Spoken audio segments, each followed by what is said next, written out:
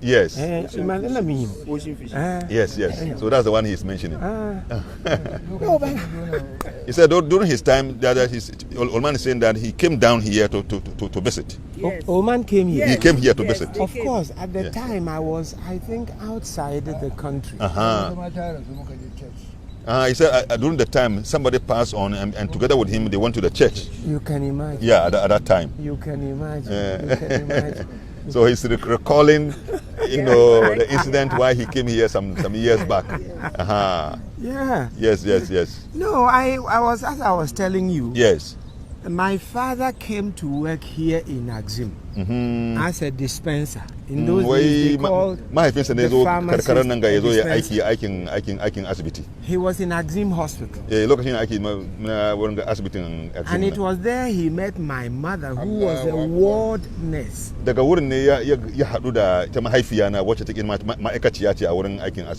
And he married my mother here. My father was from Accra. He died 35 years ago. But my mother is still alive. 95 years. In Accra. So even though we grew up a little bit here and more in Accra,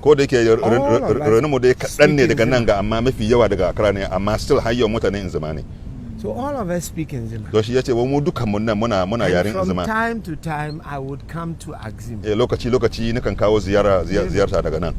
So that is my background. Now, when I went to Accra as Archbishop, as is part of our custom, I was introduced to the National Chief Imam. So if you remember, I came there. Somewhere 2005. And he liked me, I liked him. Without knowing anything.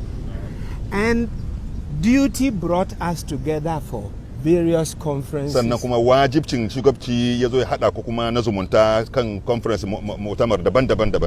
We met at ambassadorial political and I remember 2016 during the preparations for elections in December. I came to my office in Accra and he was there. There was Dr. Olman. Four of them. So I said, oh, who are these gentlemen who have come to see me? So I went into my office with them. I welcomed them. And they told me the National Chief Imam sent us to come and see whether you are well.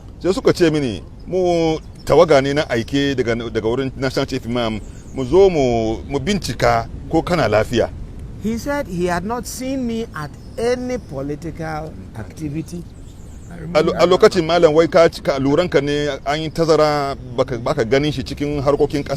had not seen me at any ambassadorial activity. So he wanted to know whether I was well. If you remember, I stood up and I told them, look at me, I am very well. But I am completely overwhelmed that the National Chief Imam had noticed my absence in the media and in the political. So I told them, go and tell my father I will come to let him see me.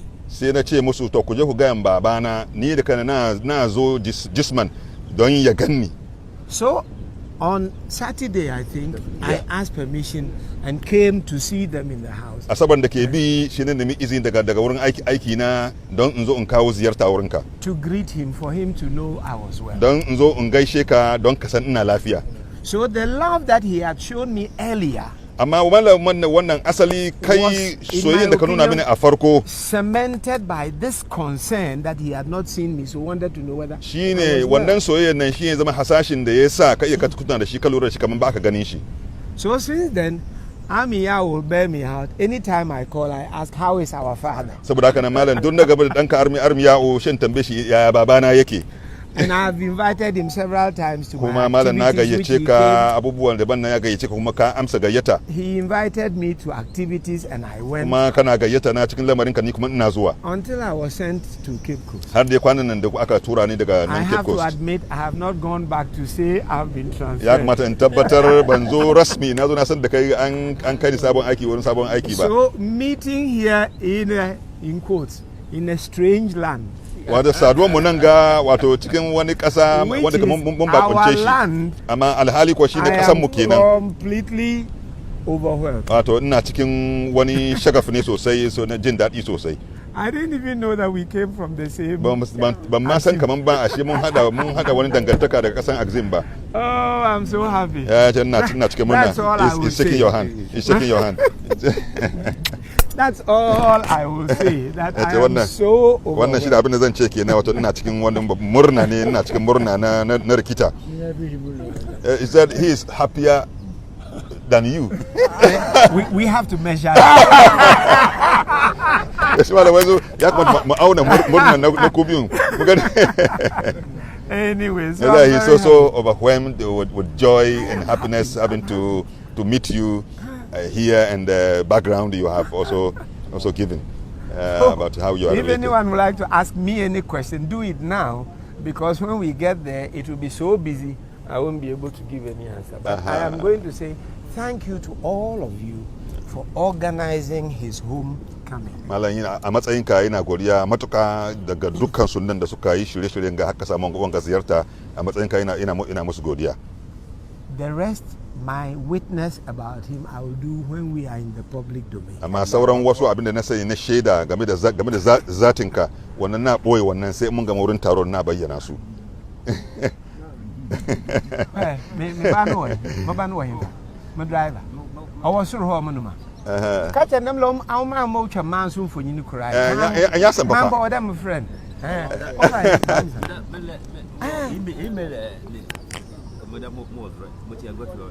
Angbo Eluadi na oda igao oba Imam Damzi Nati.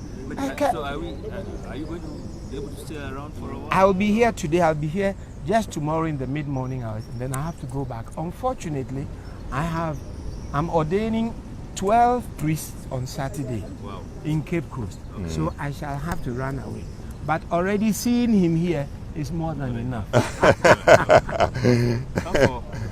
Yeah, no. I mean, your coming has added to the beauty, of this whole. It is his coming. Yeah. Me, I only came to welcome him so that he may know.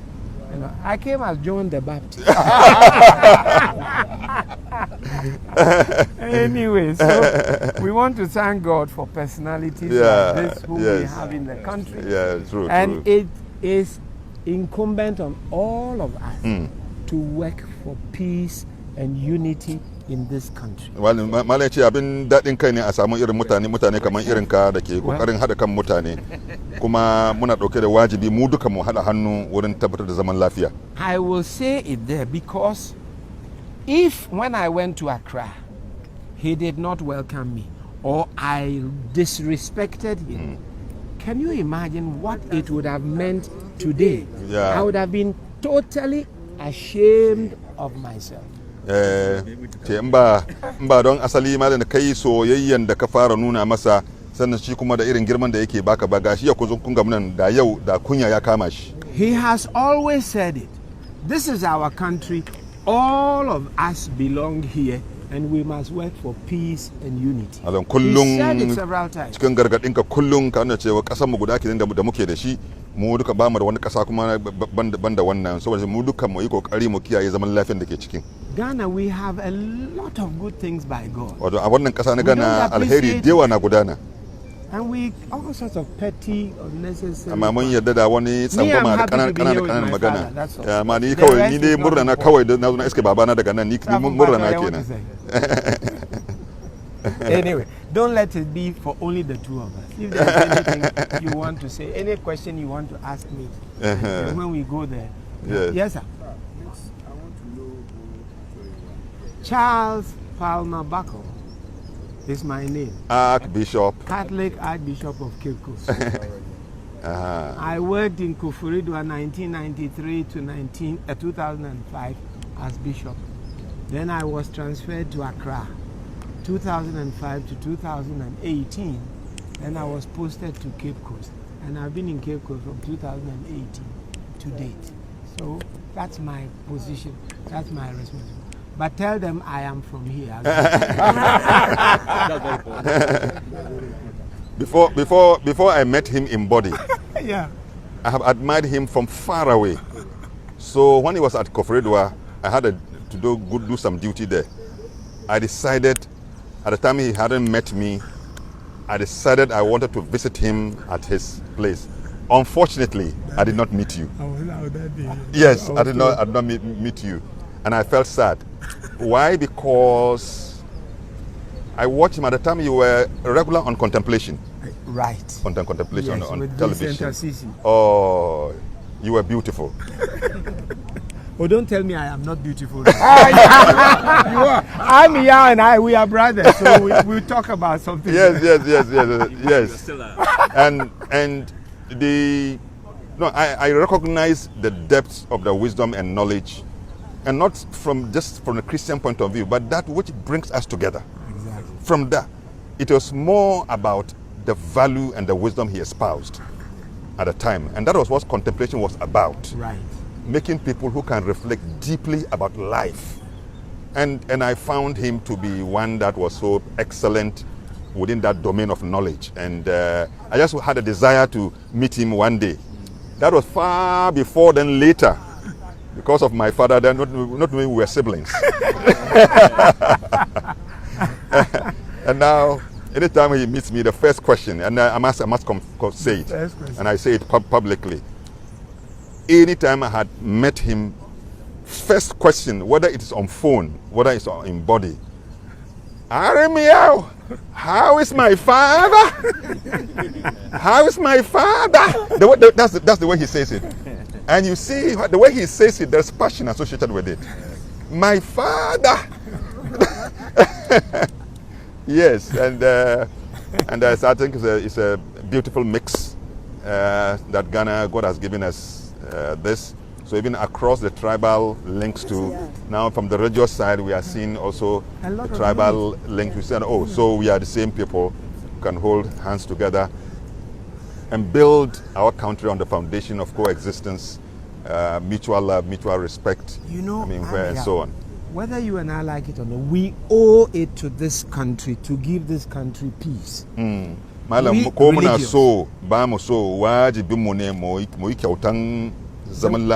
word is we owe it. We owe it to this country to pray every day for the country. Recently, when this whole economic problem, the first thing he said is that we should pray for those who are the helm of affairs. Wannan da aka yi taro da gidan sarauta na Ghana da ake batun lamari ya yi karfi. Malam farkon abin da ka faɗi shine mu duka mu koma ga Allah mu roki Allah. I took it to my brother bishops. I took it to my brother. Malam wannan magana da kai ne na karbe shi hannu biyu kuma na yi zance da abokanai na wurin aiki. This is our first responsibility. Wannan shine wajibin mu na farko aulawiya. People will talk against, people will talk about how the economy is going. A dunga zargi, a dunga ɓaci, wannan duka ba shi ne ba. You and I who know God is in control of everything, we have to pray and ask God to give us direction. And we must be attentive to God's direction. I remember when somebody unfortunately uttered something very unfavorable against Islam. Na tuna waran da wani yayi tanabbu'i yayi wani magana da wanda ke ba daɗin ji game da kai. He was the one who told the youth, please don't go and do anything disgraceful. Mala kai ne wanda ka hana matasa gabarin hayaniya da hargitsi. So we have a lot of responsibility for saboda haka nan muna da wajibci mai nauyi. So anyway, I am happy to see you. Mala ina murnan ganin ka daga sosai matuka.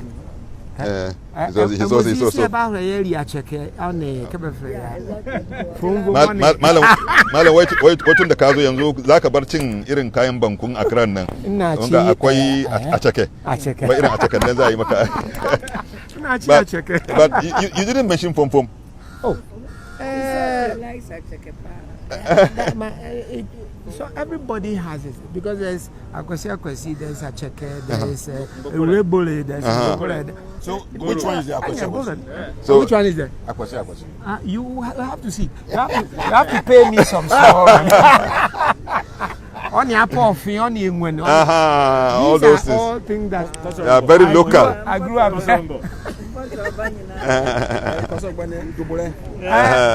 Again, this is just another interesting point. We have enough foods here to take care of ourselves, to develop it so that we can enjoy it. With all due respect, a Ghanaian little boy, come and eat in the morning, he wants to eat cornflakes. In the afternoon, he wants to eat fried rice. Indomie.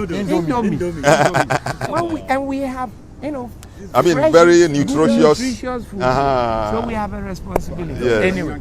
Yes. Please talk to my father. Don't talk to me anymore. You can ask him any question. We are happy you arrived here on time. Yes. In fact, we thought he can rest. Yeah, we thought it was wise that we came a bit early. Yeah. So even if a mix up in Takrady, we'll make sure we put things right. We are happy we have arrived early. He will take some rest. Okay. Then because because of the age now, sitting too long for him. Yeah, so we are managing. He's not small boy. He's small. But I want to ask him to pray for me so that I may also reach 104. Malam wai yanzu addu'a yake son kamar shi kuma ya samu shekaru mai yawa irin naka ya wuce 100 104 da irin naka. Amen. We've been praying for one another always. Yes. Amen. Amen. Amen. Amen. Amen. Amen. Amen. Amen. Amen. Amen. Amen. سلام على المرسلين والحمد لله رب العالمين. صلاة على النبي. اللهم صل على محمد.